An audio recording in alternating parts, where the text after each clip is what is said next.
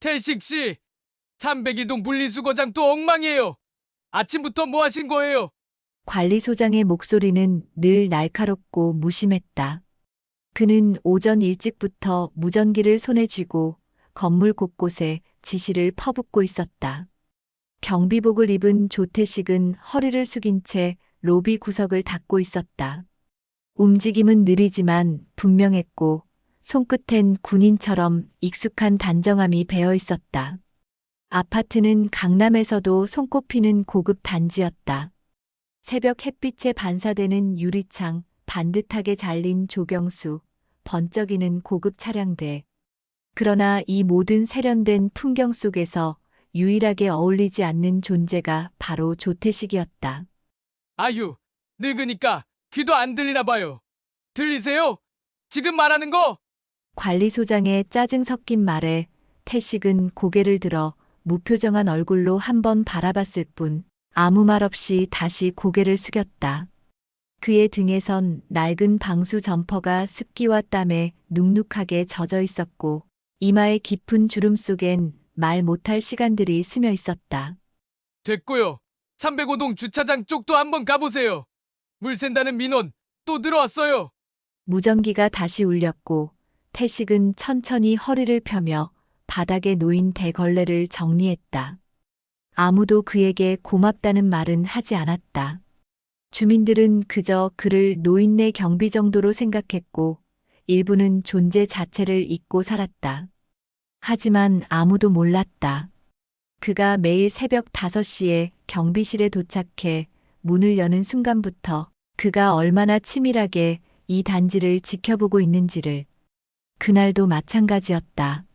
아침 햇살이 로비 유리창을 뚫고 들어오는 순간 조태식의 눈은 이미 몇몇 주민을 조용히 추적하고 있었다. 1702호 강 변호사 오전 8시 12분 정확한 출근 정장 안주머니에 무선 송신기 505호 윤지호 전날 새벽 2시 43분 귀가 같은 엘리베이터에 탑승한 여성은 등록되지 않은 방문자. 이 모든 정보는 태식의 머릿속에만 저장되어 있었다. 종이도 없었고 기록도 남기지 않았다. 다만 그의 감각은 군에서 수십 년간 단련된 그것이었다. 오후가 되자 중년 여성 한 명이 커피를 들고 경비실 앞에 섰다. 추우시죠? 이거 한 잔 드세요. 701호 김성희 미용실 운영 남편과 사별 후 혼자 거주 매일 오전 커피 전달. 그러나 오늘은 달랐다. 태식은 커피를 받으며 손목에 미세한 떨림을 느꼈다. 그의 손은 과거 작전 중에도 흔들린 적 없었다. 그 여자의 손목에 멍이 있었다. 새로 생긴 것이었다. 그는 고개를 숙이며 중얼거렸다. 신호군. 바로 그날 저녁이었다. 검은 정장을 입은 두 남자가 아파트로 들어섰다. 눈에 띄지 않게, 그러나 명확하게 경비실 앞으로 향했다. 그들은 조태식에게 말을 걸었다. 조태식 씨, 지시가 내려왔습니다. 검은매 호출입니다. 그 순간 태식의 눈빛이 달라졌다. 감정이란 것을 버린 눈, 오직 생존과 임무만이 존재하던 시절로 돌아간 눈. 경비실 문이 천천히 닫혔고 그 순간부터 아파트의 공기는 바뀌었다. 모두가 그를 몰랐다. 그러나 이제 그를 아는 자들이 움직이기 시작했다. 그날 밤 경비실의 불은 늦게까지 꺼지지 않았다. 조태식은 묵은 듯한 철제 서랍에서 오래된 회색 파일 하나를 꺼내들었다. 서류는 누렇게 변색돼 있었고 페이지 가장자리엔 번진 잉크 자국이 스며 있었다. 파일 표지에는 지워지지 않는 손글씨로 쓰여 있었다. 이름 조태식 등급 극비 코드 검은매. 검은매.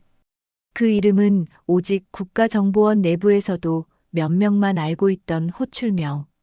그는 한때 동남아시아 테러 조직 3곳을 무너뜨린 그림자 작전의 실무 총책이었다. 그리고 그 존재는 공식 기록 어디에도 남지 않았다. 며칠 전 서울 한강변의 모처 외부와 철저히 차단된 회의실에서 고위 간부들이 모여 있었다. 화면엔 희미한 감시 영상 하나가 재생되고 있었다. 낡은 아파트, 쓰레기통 옆에서 묵묵히 분리수거를 하는 남자의 모습. 관계자는 말없이 태식의 이름을 언급했다. 그 순간 회의실의 공기가 무겁게 가라앉았다. 누군가 낮게 말했다. 그 사람 아직 살아 있었습니까? 그리고 지금 정장 차림의 요원 2명은 경비실 안에 조용히 앉아 있었다. 둘 중 나이가 많은 요원이 천천히 입을 열었다. 상황이 나빠졌습니다. 아직은 내부 정보 유출 수준이지만 추적당하는 게 명확해졌습니다. 그 작전 87년도에 종료된 줄 알았는데 살아남은 자가 있었던 겁니다. 태식은 담담히 듣고만 있었다. 책상 위 커피는 식어 있었고 그의 손가락 끝은 조용히 떨리고 있었다. 지금 이 순간도 그는 아직 훈련된 요원이었다. 그렇게 조용히 말했다. 다시는 그 이름으로 불릴 일 없을 줄 알았습니다. 하지만 선택지가 없군요. 요원은 조심스럽게 서류 봉투 하나를 꺼냈다. 봉투 속엔 지금까지 태식이 지켜온 모든 것과 정면으로 충돌하는 임무 하나가 들어 있었다. 그는 조용히 봉투를 들고 천천히 읽어내려갔다. 표정은 변하지 않았지만 숨은 조금씩 가빠졌다. 과거 그가 심은 첩자 하나가 살아남아 돌아온 것이다. 그리고 이번엔 대한민국 본토를 목표로 하고 있었다. 다음 날 아침, 태식은 늘 하던 것처럼 로비 바닥을 닦고 있었다. 그러나 그의 눈은 더 이상 같은 곳을 보고 있지 않았다. 아이들과 주민들은 여전히 그를 지나쳤고 누군가는 대충 던진 쓰레기 봉투를 그의 앞에 툭 하고 놓고 갔다. 하지만 아무도 몰랐다. 그 조용한 손끝이 이미 다시 작전 모드로 돌아가고 있다는 걸. 서울 강남의 아파트 단지. 눈이 오기 직전에 흐린 하늘 아래 사람들은 여느 때처럼 분주히 오갔다. 겉으론 평화롭지만 조태식에게는 이곳이 더 이상 단순한 생활 공간이 아니었다. 그는 이제 감시자였다. 그리고 그의 눈에는 이상 신호가 점점 더 많아지고 있었다. 1702호 강 변호사는 새벽부터 옷차림이 달라져 있었다. 예전에는 명확한 출근복 차림이었는데 오늘은 검은 후드티와 청바지, 선글라스를 착용하고 뒷문으로 나갔다. 태식은 조용히 그 뒤를 따랐다. 아파트 뒤편 CCTV 사각지대. 강 변호사는 한 남자와 짧은 대화를 나눴다. 주고받는 물건은 검은 USB. 그 장면은 짧았지만 태식은 오래도록 그 자리에 서 있었다. 그날 오후 505호 윤지후가 로비를 지나갔다. 스마트폰을 보며 빠르게 걷고 있었지만 그의 손놀림은 요상했다. 계단 쪽 벽에 붙은 전기박스를 건드리며 뭔가를 씹는 듯한 동작. 태식은 눈을 가늘게 떴다. 그는 자신의 감시 노트를 펼쳤다. 거기엔 이렇게 적혔다. 1702 강모 비인가 접선, 위험도 중, 505 윤지우 설비 조작 가능성, 위험도 상. 그날 밤 태식은 아파트 지하 창고를 찾았다. 이곳은 그가 비밀스럽게 기지를 마련한 곳이었다. 오래된 소화전 뚜껑을 열면 그 아래에 좁은 공간이 있었다. 그 안엔 무전기, 도청기, 야간 시야 안경, 그리고 노후된 정보국 장비들이 보관돼 있었다. 조심스럽게 무전기를 조립한 뒤 그는 침묵 속에 주파수를 맞췄다. 익숙한 고주파음이 지나간 후 짧은 목소리가 흘러나왔다. 상황 보고 바람. 검은매 호출. 응답하라. 태식은 손에 힘을 주고 응답했다. 검은매, 현재 관찰 대상 2명, 행동 수상, 내부 침투 가능성 농후. 무전은 끊겼지만 그의 심장은 빠르게 뛰기 시작했다.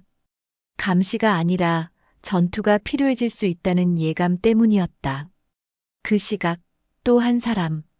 302호 고등학생 민준이 창문 너머로 경비실을 엿보고 있었다. 며칠 전부터 민주는 경비 아저씨의 움직임이 이상하다고 느끼고 있었다. 그는 친구와 함께 만든 유튜브 채널에 우리 아파트 요원설이라는 시리즈까지 기획해 두고 있었다. 하지만 그날 밤 민주는 뜻밖의 장면을 목격했다.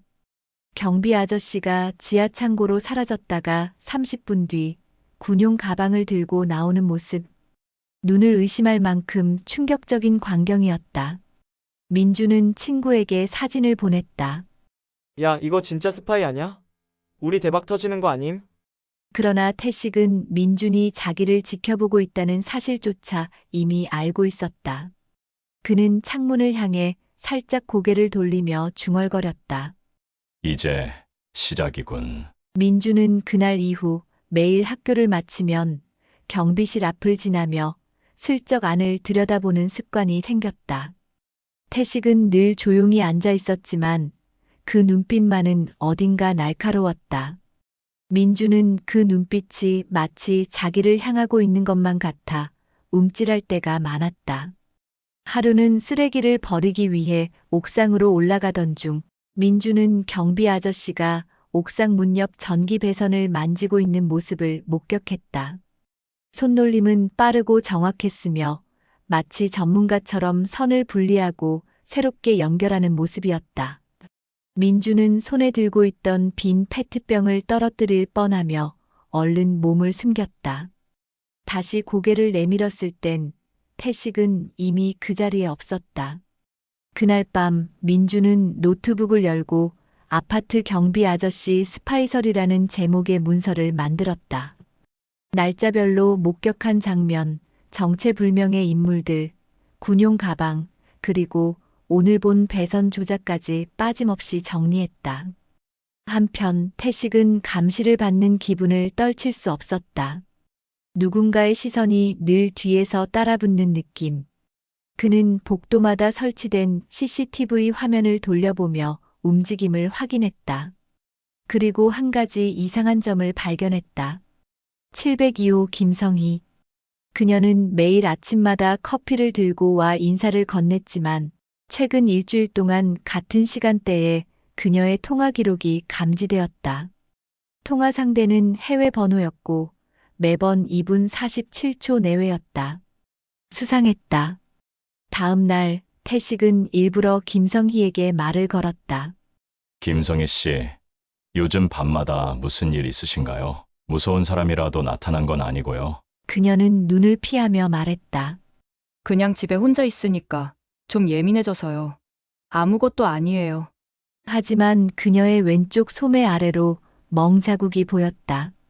태식은 아무 말 없이 고개를 끄덕였다. 이미 김성희는 단순한 입주민이 아니었다. 누군가의 감시 대상이거나 반대로 정보원이거나. 그날 밤 태식은 지하 창고에서 작은 회의용 녹음 장치를 꺼냈다. 몇 년간 사용하지 않았지만 여전히 작동은 잘 됐다. 그는 김성희의 이동 경로를 따라 장치를 배치하기 시작했다. 그 무렵 민준도 자신의 핸드폰으로 태식의 동선을 기록하고 있었다. 그는 친구와 함께 만든 우리 아파트 비밀 요원 추적 다이어리 영상 시리즈의 첫 화를 준비 중이었다. 그러나 민주는 몰랐다. 자신이 몰래 찍은 장면 하나하나가 실제 작전을 방해할 위험이 될 수 있다는 걸. 경비실 안 태식은 오래된 노트를 펼쳐 글씨를 적었다. 505 윤지우 위치 추적 실패. 강 변호사 움직임 정지. 김성희 감청 시작. 민준 시선 지속. 위험도 중. 그는 펜을 내려놓으며 중얼거렸다. 이 아이까지 휘말릴 순 없지. 그러나 이미 휘말려 있었다. 밤 10시 40분. 아파트는 고요했다. 엘리베이터 버튼 소리도 복도 센서 등도 멎어 있었다. 조태식은 옥상 계단실 문을 조심스럽게 열고 안으로 들어갔다. 손에 들고 있던 감지 센서를 벽 쪽에 부착한 뒤 기존 배선에 연결된 전력을 차단하고 새로운 회선을 연결하기 시작했다. 그는 민첩하게 움직였다. 군 시절의 훈련이 몸에 배어 있었고 한치의 오차도 없었다. 그는 감시망을 구축하고 있었다. 이 건물에 숨어 있는 누군가를 찾기 위해. 하지만 바로 그 순간 어둠 속에서 찰칵하는 소리와 함께 플래시가 터졌다. 조태식의 동공이 좁아졌다. 손은 멈췄고 계단 아래를 바라봤다. 민준이었다. 휴대폰을 든 채 하얗게 질린 얼굴로 그를 바라보고 있었다. 민준은 입을 열지 못했다. 말없이 뒷걸음질 쳤다. 태식은 한 걸음도 움직이지 않은 채 조용히 말했다. 민준, 내일 저녁 경비실로 와요. 이야기 좀 하죠. 그 말이 명령처럼 들렸는지 민주는 그저 고개를 끄덕이고 황급히 그 자리를 떴다. 태식은 다시 회선을 조립하며 천천히 눈을 감았다. 아이가 너무 깊숙이 들어왔다. 다음 날, 민주는 수업이 머리에 들어오지 않았다. 경비실 앞을 지나칠 때마다 손에 땀이 차고 가슴이 두근거렸다. 결국 해가 지고 민주는 약속된 시간에 경비실로 향했다. 경비실 문은 반쯤 열려 있었다. 그 안에선 조태식이 낡은 노트를 펼쳐 책상 위에 놓고 있었다. 방 안에는 커피향 대신 기계 기름 냄새가 났다. 들어와요. 앉아도 돼요. 태식은 무표정한 얼굴로 말했다. 민주는 어색하게 의자에 앉았다. 태식은 노트를 밀어주며 말했다. 이게 내가 왜 이런 일을 하고 있는지 그 이유입니다. 봐도 됩니다. 말해도 되고요. 다만 뭘 보고 있는지는 알고 있어야죠. 민주는 노트를 펼쳤다. 손글씨로 쓰인 작전 일지, 정보국 로고가 찍힌 오래된 문서 복사본, 수십 년간 이어진 추적 기록. 거기엔 505호 윤지후의 이름도 있었다. 민주는 처음엔 장난 같다고 생각했다. 하지만 페이지를 넘길수록 그의 눈은 점점 커지고 입술은 바짝 말라갔다. 그가 마지막 페이지를 덮었을 때 조태식은 말했다. 넌 본 거야. 선택해야 해. 나를 도울 건지, 이대로 잊을 건지. 민주는 대답하지 못했다. 그러나 그의 눈은 이미 대답하고 있었다. 늦은 밤 아파트 단지엔 작은 바람소리 외엔 아무것도 들리지 않았다. 조태식은 그 고요함 속에서 천천히 701호 김성희의 현관 앞에 도착했다. 벨을 누르지 않았다. 대신 문틈 아래로 작은 쪽지를 밀어 넣었다. 그 위엔 단 2줄만이 적혀 있었다.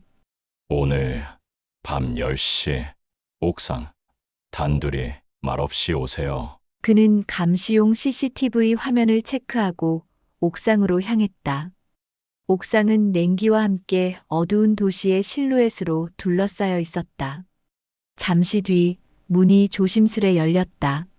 김성희가 조심스레 들어섰고 그녀의 손엔 아무것도 들려있지 않았다. 하지만 그녀의 눈엔 두려움과 결심이 동시에 서려 있었다. 김성희 씨, 지금 상황이 어떤지 정확히 설명해 주세요. 내가 돕기 위해선 진실이 필요합니다. 그녀는 잠시 머뭇거렸다. 그리고 떨리는 목소리로 말을 이었다. 그들이 우리 아버지를 인질로 잡고 있어요. 나한테 정보를 빼내오라고 했어요. 아니면 아버지를 다치게 하겠다고. 태식은 한숨을 쉬었다. 김성희는 겁에 질린 채 손가방을 열었다. 그 안엔 검은 USB 하나가 들어 있었다. 이 안에 그들이 원하는 기업 리스트와 거래, 내역이 들어 있어요. 내가 일하는 미용실 VIP 고객 중 한 분이 관련 정보를 흘리는 걸 우연히 들었거든요. 그걸 녹음했어요. 그런데 그게 이렇게 될 줄은 몰랐어요. 태식은 USB를 받아들며 중얼거렸다. 결국 여기까지 끌어들였군요. 그녀는 조용히 고개를 숙였다. 태식은 손등으로 그녀의 떨리는 손을 덮었다. 김성희 씨, 이제 제가 돕겠습니다. 하지만 이건 단순한 협박 사건이 아닙니다. 국제적 정보 거래입니다. 그녀는 눈을 크게 떴다. 태식은 그녀에게 다가앉아 조용히 물었다. 그 USB를 마지막으로 접선한 사람, 그게 누굽니까? 그녀는 주저없이 답했다. 505 윤지우 씨예요. 태식의 표정이 굳어졌다. 드디어 모든 퍼즐이 맞춰지고 있었다. 윤지후. 그는 태식의 오래전 작전 동료였으며 작전 중 실종되었고 사망 처리된 인물이었다. 그가 살아있었다. 그리고 이곳에 있었다. 태식은 김성희에게 고개를 끄덕였다. 이제부터는 내가 움직입니다. 절대 혼자서 행동하지 마세요. 절대. 그날 밤 태식은 USB 내용을 분석했다. 거기엔 실제 민감한 정보들이 담겨 있었다. 특정 기업의 자금 흐름, 무기 밀수와 관련된 이름들, 그리고 정보국 내부 암호책의 일부분까지. 태식은 더는 주저하지 않았다. 그는 다시 검은매로 돌아갈 준비를 시작했다. 그리고 동시에 민준에게도 새로운 역할이 주어졌다. 이틀 뒤 아파트 단지에선 무언가 설명할 수 없는 긴장감이 돌기 시작했다. 평소보다 주민들의 목소리는 낮았고 엘리베이터 안에서도 누구 하나 눈을 마주치지 않았다. 마치 모두가 무언가를 예감하고 있는 듯한 공기였다. 그날 밤 태식은 감시 장비로 505 윤지후의 집을 몰래 감청하고 있었다. 하지만 전파는 비정상적으로 튕겨나갔다. 역추적 방지 장치. 정보국 내부에서도 최상위 요원들만 사용 가능한 장비였다. 확신이 들었다. 윤지후는 단순한 변절자가 아니라 정보국 내부에 살아있는 배신자였다. 그리고 그의 정체는 철저히 위장되어 있었다. 그날 저녁 지하주차장에서 태식은 윤지후와 마주쳤다. 혼자 산책 중입니까? 윤 씨. 윤지후는 미소를 지었다. 하지만 그 미소는 따뜻하지 않았다. 오히려 서늘하고 차가웠다. 오랜만이에요. 선배, 여전히 관찰력은 죽지 않았군요. 내가 죽은 줄 알았지. 다 그렇게 믿었어. 죽었지요. 그때 그 임무로 내 이름은 사라졌으니까요. 대신 새 이름으로 살고 있어요. 이젠 내가 통제합니다. 이 구조도 이 흐름도.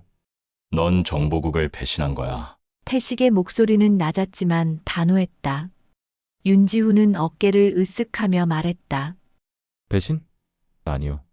생존입니다. 당신도 그 선택의 기로에서 살아남았잖아요. 그 순간 두 사람은 서로 등을 돌렸다. 하지만 이제는 물러설 수 없는 싸움이 시작되었다. 그날 밤 태식은 민준에게 마지막 부탁을 전했다. 내가 무슨 일을 하게 되더라도 네가 본 걸 믿어라. 그리고 이 기록을 안전한 곳에 맡겨라. 민준은 눈을 질끈 감고 고개를 끄덕였다. 한편 김성희는 아버지를 구출하기 위해 태식이 알려준 연락망을 통해 작전 요원과 접촉했다. 그녀 역시 더 이상 피해자가 아니었다. 싸우는 쪽을 선택한 사람이었다. 그날 새벽 태식은 검은 복장과 방탄조끼를 입었다. 몸에는 작전용 통신기와 제압 장비, 비상 탈출 키트가 장착되어 있었다. 그는 마지막 전투를 준비하고 있었다. 밤 11시. 강남 아파트 단지에 정적이 내려앉았다. 경비실 내부 조태식은 마지막 무전 연결을 확인하고 작전 개시 버튼을 눌렀다. 그의 눈은 이미 싸움터에 있었다. 같은 시각 505 복도 조명이 꺼졌다. 태식은 무음 무전기를 착용한 채 계단을 이용해 접근했다. 그는 문을 따지 않았다. 대신 키패드에 과거 내부 코드 738X를 입력했다. 문이 소리 없이 열렸다. 윤지후는 그 안에서 태식을 기다리고 있었다. 그도 전투복을 입고 있었다. 늦었네요. 기다렸습니다. 지후의 음성은 차분했다. 태식은 방 한가운데까지 걸어 들어갔다. 두 사람의 사이엔 고작 탁자 하나가 있을 뿐이었다. 넌 왜 이런 길을 택했지? 수많은 생명이 너 하나 때문에 무너질 수도 있다는 걸 몰라서냐? 모르지 않았습니다. 하지만 알아버렸죠. 그 생명들이 무엇을 지키는지조차 모른 채 희생된다는 걸요. 난 진실을 택했을 뿐입니다. 지우가 먼저 움직였다. 그는 서랍에서 칼을 꺼내 들었다. 태식도 기다리지 않았다. 전기 충격봉을 꺼내 정면 대응했다. 짧은 순간이었다. 탁자 위가 날아가고 두 사람은 격렬하게 충돌했다. 손과 팔, 무릎과 발차기. 늙은 몸이라 믿기지 않는 태식의 기민한 움직임이 이어졌다. 그러나 윤지후도 만만치 않았다. 그는 태식과 같은 훈련을 받았고 같은 작전에서 살아남은 존재였다. 결국 태식은 벽에 밀렸다.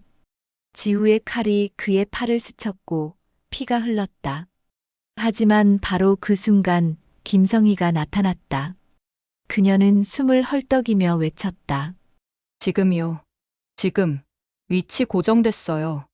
바로 그때 천장에서 연기가 뿜어져 나왔고 창문이 깨지며 국가정보원 요원들이 투입되었다. 윤지우는 반응하려 했지만 이미 늦었다. 태식은 마지막 힘으로 그를 바닥에 눌렀고 요원들이 달려들어 그의 팔을 결박했다.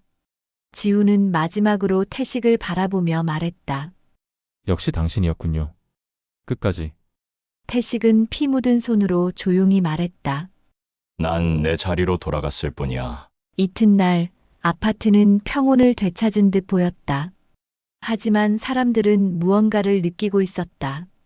경비실 앞을 지날 때마다 그를 바라보는 눈이 달라져 있었다. 태식은 여전히 같은 자리에 앉아 있었다. 그는 커피를 마시며 조용히 청소 도구를 정리했다. 민주는 멀리서 그를 지켜보다가 조용히 다가와 말했다. 다 끝난 거예요? 태식은 고개를 끄덕였다. 지금은, 하지만 세상은 늘 반복되지. 민주는 그를 바라보며 물었다. 그러면 아저씨는 다시 요원이에요? 아니면 그냥 경비 아저씨예요? 조태식은 미소를 지었다. 처음으로 정말 편안한 미소였다. 나는 이제 나로 살아가려 해요. 그리고 그는 다시 고개를 숙이고 로비 바닥을 조용히 쓸기 시작했다.